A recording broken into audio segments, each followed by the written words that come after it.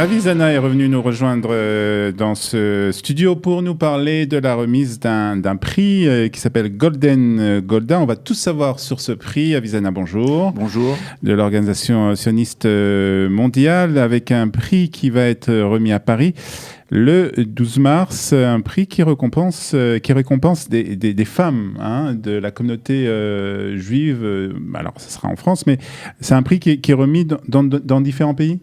C'est un prix à l'international. La présidente du département dans lequel je travaille, l'Organisation sioniste mondiale, Marina Rotkini, a décidé d'avoir une approche un petit peu plus féministe par rapport à la communauté. Alors, c'est vrai qu'on a l'habitude des grands responsables communautaires qui sont très souvent des hommes, mais il y a aussi derrière, très souvent, dans un certain nombre d'organisations, et pas seulement dans les organisations féminines telles qu'on connaît, la Viso, les Femmes Pionnières, enfin les organisations sionistes classiques, je vais dire. Il y a d'abord un travail en faveur d'Israël qui est très important dans toutes les communautés juives.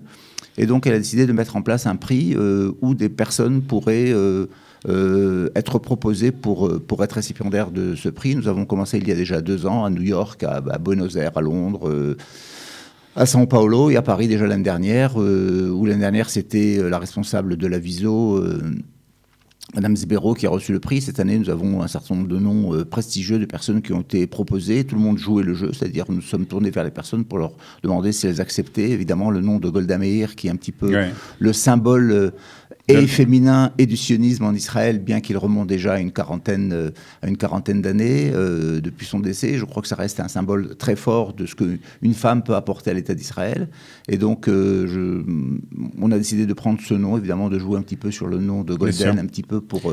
Alors, comment se passe l'élection de cette personnalité ? Il y a des propositions qui vous sont faites ? Tout à fait. Alors, il faut savoir que les grandes associations communautaires, que ce soit le Consistoire, le Fonds social, le KKL, toutes les grandes associations communautaires sont partenaires de ce projet. Il y a une table ronde, il y a un certain nombre de noms qui sont proposés. Il y a un comité qui choisit en fonction d'un CV, en fonction, évidemment, c'est toujours très difficile. Alors, quels sont les critères, justement ? Les critères, c'est un engagement fort sur le sionisme et sur Israël. Encore une fois, c'est une définition qui est assez large. On ne parle pas là uniquement de Aliyah, on parle aussi de promotion de l'Aliyah, parce que nous sommes le département de promotion de l'Aliyah. Mais je crois qu'en ces temps un peu difficiles en diaspora et en France en particulier, je crois que des femmes qui s'engagent de façon ouverte et forte sur Israël, on a comme candidate la présidente du Libye, par exemple, Gladys Tibi, la présidente de l'appel unifié, Madame Ox, de la Alors Maghbite. justement, c'est vrai que dans la communauté... pas seulement française, mais même américaine, on voit souvent des hommes qui sont en première ligne, un peu moins un peu moins des femmes. Est-ce que c'est quelque chose qu'on doit regretter, que les femmes n'aient pas une place plus importante dans les décisions justement de la communauté ? C'est ce qu'on essaye de faire, encore une fois, très modestement. On sait dans toute l'activité, j'allais dire, qu'elle soit économique ou culturelle ou autre, les femmes doivent se battre pour gagner leur place. Et on sait qu'elles existent, on sait qu'elles ont une action qui est parfois importante, qui est parfois plus silencieuse, de par peut-être leur nature, de par peut-être un petit peu cette sniout féminine, encore plus dans le monde juif. Je pense que c'est une occasion d'ouvrir un peu plus, de montrer un peu plus ce travail. En tout cas, on est content qu'elles ont accepté de dévoiler un petit peu leur CV, de faire en sorte que l'on parle. On va parler de tout le monde, pas seulement des lauréates, mais même de celles qui ne recevront pas le prix. Elles ont joué le jeu, c'est-à-dire que la plupart, toutes même, ont accepté de venir à la soirée, sans savoir si elles seront les lauréates. Donc on a joué le jeu un petit peu à l'américaine. Alors justement, expliquez-nous comment va se passer cette soirée. Ça sera le 12 mars à Paris. Au Centre européen du judaïsme, donc, qui est devenu aujourd'hui le nouveau centre de la vie juive à Paris dans le 17e. Donc, j'allais dire sur une soirée de gala classique à la française, avec un artiste israélien, avec évidemment le rappel un petit peu de la vie de Golda Meir, avec quelques responsables communautaires, avec la nouvelle ambassadrice de France à Paris, qui est aussi une femme, d'Israël en France, pardon. Nouvelle ambassadrice d'Israël en France, qui est aussi une femme. Je crois que là aussi, une ambassadrice remplace une autre ambassadrice. Et il y a aujourd'hui un aspect féminin qui est assez fort. Encore une fois, c'est vrai qu'on voudrait ne pas avoir à traiter le sionisme, l'engagement d'Israël par rapport aux différents genres féminins ou masculins, mais je crois que c'est aussi quelque part, une fois dans l'année, de temps en temps, donner un petit peu ce coup de pouce pour les mettre un petit peu plus sur un éclairage de la communauté.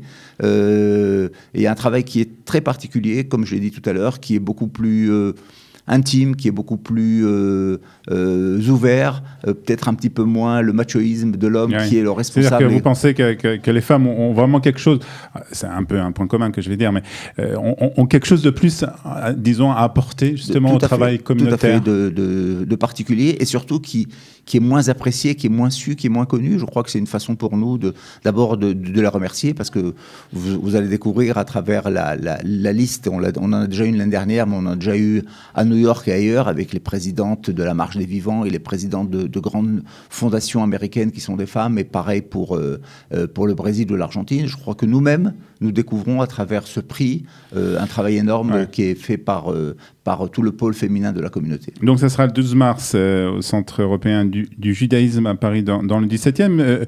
Quelques autres grandes activités que l'OSM, que l'Organisation nationale mondiale organise à Paris, en France plus particulièrement? L'OSM a deux axes d'activité. Le premier pôle, c'est évidemment notre pôle Ulpan. Nous sommes les fédérateurs, j'allais dire, du plus grand Ulpan du monde, puisque nous activons à peu près 300 Ulpan à travers le monde, dans 125 en France. Ah oui, 125 donc on a un pôle d'activité qui est énorme, qui touche des communautés qui vont de Nantes à Strasbourg, de Lille à Avignon quasiment, avec tous les niveaux d'études, avec des Ulpans virtuels, avec des Ulpans physiques, avec des Ulpans de préparation pour des professions particulières telles que les médecins ou les avocats, des ulpans intensifs qui peuvent faire jusqu'à 300 heures par formation.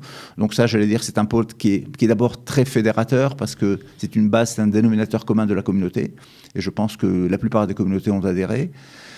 Une deuxième activité que nous avons en ce moment, c'est faire venir, j'allais dire, c'est une activité classique mais très importante, qui est faire venir des conférenciers israéliens sur des thèmes peut-être un peu moins connus, un petit peu moins le conflit un peu moins des rabbinim. Des aspects différents, faire venir la cuisine israélienne, faire venir la mode israélienne, faire venir des gens qui sont de l'intérieur de la société. Je crois qu'aujourd'hui, la communauté juive de France, d'ailleurs, est tout à fait capable d'apprécier et a besoin de mieux connaître un petit peu cette société israélienne de l'intérieur, et pas seulement, j'allais dire, sur les aspects trop classiques qu'on avait l'habitude de lui présenter jusqu'à présent. Ce sont des manifestations qui remportent un grand succès. Tout à fait. Bon, encore une particularité de notre activité, c'est de ne pas se limiter dans les grands pôles de vie juive, mais essayer d'arriver au plus profond de la communauté, des villes et des communautés.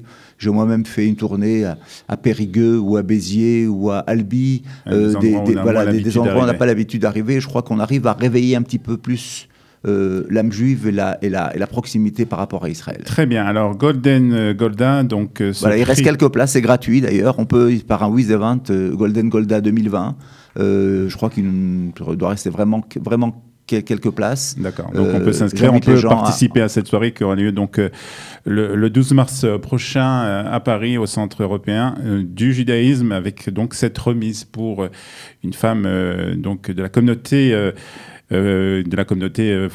en France pour son travail. Merci. Merci beaucoup, Avisanna.